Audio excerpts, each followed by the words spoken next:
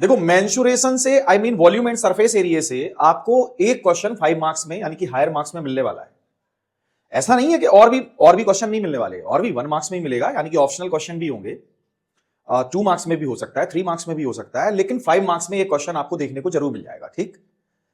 और जनरली देखा जाए तो सीबीएसई ने अपने सैंपल पेपर में क्वेश्चन को डिफाइन कर रखा है कि वो कैसा क्वेश्चन देना चाहता है। कॉन्सेप्चुअल क्वेश्चन हम सब जानते हैं कि डबल सॉलिड का क्वेश्चन देगा, है ना, 2 सॉलिड से रिलेटेड क्वेश्चन होगा, समझ रहे हैं ना, यानी कि कोन सिलेंडर या कोन हेमीस्फीयर या सिलेंडर और हेमीस्फीयर या तीनों को मिला के भी कोई क्वेश्चन बना सकता है। तो बच्चों सैंपल पेपर में एक क्वेश्चन दिया गया है, वो क्वेश्चन का डायग्राम मैंने बना रखा है। क्वेश्चन क्या होगा, from a solid right circular cone whose height is 6 centimetre and radius of base is 12 centimetre, a right circular cylinder cavity of height 3 centimeter and radius 4 centimeter is hollow out such that base of cone and cylinder form concentric circle. Find the surface area of remaining solid in the term of pi.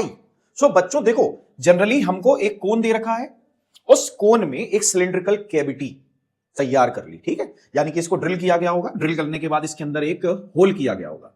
वो whole किस shape का है, वो whole है हमारा cylindrical shape का। ये बात समझ में आ गई होगी सभी को। वो होल किस शेप का है बच्चों, सिलेंड्रिकल शेप का है। चलो ये बहुत अच्छी बात है, उसने हमको ये बता दिया कि ये कैविटी सिलेंड्रिकल शेप की है।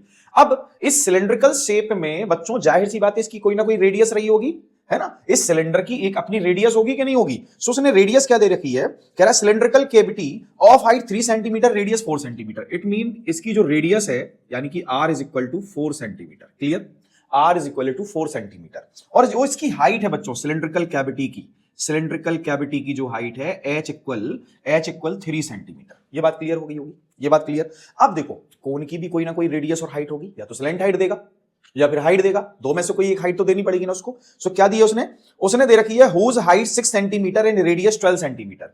देखो रेडियस इसकी 12 सेंटीमीटर है, यानी कि सेंटर से हम यहां तक अगर काउंट करें तो ये लेंथ 12 सेंटीमीटर, ठीक है। और हाइट बच्चों क्या है इसकी, हाइट क्या है, वर्टिकल हाइट है इसकी, वर्टिकल हाइट है 6 सेंटीमीटर। बहुत बढ़िया, अच्छी बात है ये, किसकी वर्टिकल हाइट 6 सेंटीमीटर है। ये बात क्लियर हो गई होगी सभी को, इसकी वर्टिकल हाइट क्या है 6 सेंटीमीटर, रेडियस क्या है 12 सेंटीमीटर। ठीक, ये बात समझ में आ गई सभी को। अब क्या करना होगा, अब बच्चों हमें क्या करना होगा, ध्यान से सुनो। हमें ये पूरे जो कोन है ना, ये कोन में जो रिमेनिंग सरफेस है, अब रिमेनिंग सरफेस कौन कौन से ये जानने पड़ेंगे। देखो पहले तो कोन का एक कर्व सरफेस एरिया होगा, वो कोन का कर्व सरफेस एरिया फाइंड करना होगा। दूसरा सिलेंडर के अंदर जो कोन के अंदर जो सिलेंड्रिकल कैविटी बनी वहां भी तो सिलेंड्रिकल कर्व होगा, उसका भी सरफेस एरिया फाइंड करना होगा। एक ये बेस रिंग दिख रही होगी आपको, ये बेस रिंग, ठीक है, ये रिमेनिंग पार्ट ऑफ बेस, ये बेस रिंग का भी एरिया निकालना होगा। और बच्चों टॉप में देखो ना सिलेंड्रिकल फ्लैट सरफेस एरिया है या नहीं है, ये भी तो फाइंड करना होगा। तो ये सारे एरियाज जब हम फाइंड करेंगे तब जाके हम इसका टोटल सरफेस एरिया मिलेगा इस रिमेनिंग सॉलिड का। ठीक, तो शुरू करते हैं। क्वेश्चन कैसे सॉल्व करना होगा बच्चों, ध्यान से सुनो। सबसे पहले हम क्या करेंगे, यहां पर इस कोन की रेडियस, इस सिलेंडर की रेडियस, कोन की हाइट और सिलेंडर की हाइट को मेंशन करेंगे। So the radius of cone is equal to, क्या दे रखा है बच्चों, क्या दे रखा है 12 सेंटीमीटर। सो हम ये कैपिटल आर कंसीडर कर लेंगे, ठीक है बच्चों, capital R is equal to 12 centimetre. अच्छा, इसकी जो हाइट है वो भी हम कैपिटल एच में ले लेंगे। सो ये क्या हो जाएगी 6 सेंटीमीटर। देखो हमें सरफेस एरिया फाइंड करना है, तो हमें एल वी फाइंड करना होगा, it mean slant height. Slant height क्या होती है, स्लेंट हाइट हो जाएगी R square plus H square. So यहीं के यहीं हम इसकी एल निकाल लेते हैं, स्लेंट हाइट निकाल लेते हैं। 12 का स्क्वायर क्या होगा 144 और एच का स्क्वायर हो जाएगा 36। एल इज इक्वल टू हो जाएगा बच्चों 180, और 180 को हम कुछ ऐसे भी लिख सकते हैं 36 मल्टीप्लाई 5, इट मीन 6√5 सेंटीमीटर। ये क्या आ गई, स्लेंट हाइट आ गई, ये स्लेंट हाइट आ गई।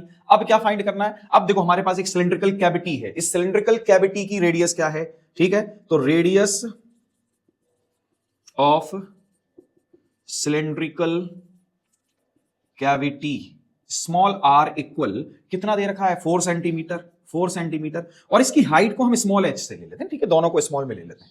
सो ये क्या हो जाएगी 3 सेंटीमीटर। अब बच्चों सिलेंड्रिकल कैविटी, इस सिलेंड्रिकल कैविटी के एरिया को निकालने के लिए हमें आर और एच की ही जरूरत होती है, कोई एल की जरूरत तो है नहीं, तो काम बन गया अपना। अब क्या करना होगा, अब हमें एक फॉर्मूला बनाना होगा, पूरा का पूरा एक पूरा फॉर्मूला बनाएंगे इस रिमेनिंग सॉलिड का, ठीक है। तो हम क्या लिखेंगे, व्हेन अ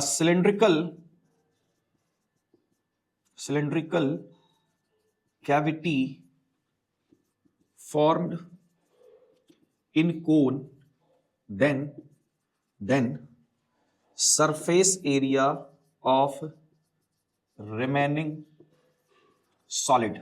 ठीक, अब मैं इसका फॉर्मूला बनाता हूं। ठीक है, फॉर्मूला बनाने में आसान हो जाता है क्वेश्चन। ठीक, कैसे करेंगे ध्यान से सुनो। सबसे पहले ये सोचो कि यहां एरिया कहां होगा। एक तो कोन के बाहर होगा जो कि curve surface area of cone होगा, यानी कि पाई आर एल।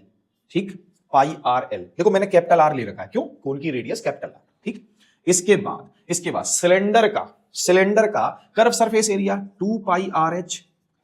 ठीक है, प्लस सिलेंडर का बच्चों ये जो टॉप फ्लैट एरिया दिख रहा है ना, ये सर्कुलर होगा। यस, एग्जैक्टली होगा। So this is 2 sorry this is pi are square. And एक चीज रह गई, ध्यान से देखो बच्चों, ये जो बेस रिंग है ना, कुछ ऐसे होगी।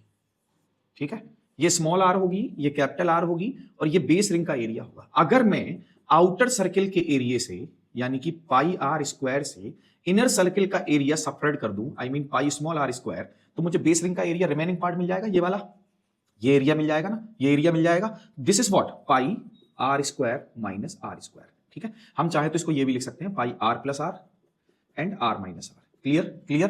तो क्या करेंगे भाई, इसको भी हमें ऐड करना पड़ेगा। Pi are square minus pi are square. देखो ये पाई आर स्क्वायर से ये pi are square cancel out. Clear? देखो सिंपल होता जाएगा क्वेश्चन, सिंपल होता जाएगा। अब यहां पर अगर हम देखें तो पाई हमको कॉमन दिखाई दे रहा है सभी में। ठीक है, तो हम पाई कॉमन ले लेते हैं। यहां बचा आर एल, यहां क्या बचा बच्चों, 2 RH, और यहां क्या है, ध्यान से देखो, यहां बचा हमारे पास आर स्क्वायर। क्लियर? एक छोटा सा फॉर्मूला फॉर्म हो गया। पाई हमें अलग से चाहिए, हमने पाई भी निकाल ली। अब क्या करेंगे भाई, थोड़ी सी जगह बनाते हैं और एरिया निकालते हैं। देखो ध्यान से देखो बच्चों, यहां आर की वैल्यू क्या है, कैपिटल आर की वैल्यू है 12। ठीक है, एल की वैल्यू क्या है, 6√5, तो ये हो गया 6√5। ठीक है, ये बात समझ में आ गई होगी सभी को। इसके बाद 2RH, अब 2 तो 2 होता है, यहां तो प्लस आएगा, इसके बाद 2 के बाद क्या है बच्चों, आर की वैल्यू क्या है, आर की वैल्यू हमारे पास 4 है, 4। इसके बाद क्या है, H जो कि हमारा 3 है, plus r square, it means 144 है ना। आर स्क्वायर क्या हो जाएगा, आर की वैल्यू 412 थी, 144 हो जाएगा, 144। ये बात सभी को समझ में आ गई होगी। अब देखो ध्यान से, ये 12 72√5। ठीक है, ये कितना हो जाएगा, 12 2 24 प्लस 144, ऐड कर लो बच्चों, पाई 72√5 प्लस ये कितना हो जाएगा, ये हो जाएगा 8, ये हो जाएगा 6, ये 168। सो बच्चों क्या मैं इसको ऐसे भी लिख सकता हूं, 72√5 plus 168 pi centimetre square. This is the final answer of given question. So I hope बच्चों आपको इसका सॉल्यूशन क्लियर हो गया होगा। अगर इसका सॉल्यूशन क्लियर हो गया बच्चों, वीडियो लाइक करें, चैनल को सब्सक्राइब करें, साथ ही साथ बेल आइकन को दबाना बिल्कुल ना भूलें, और बच्चों अपने फ्रेंड्स को जरूर शेयर करें। Thank you.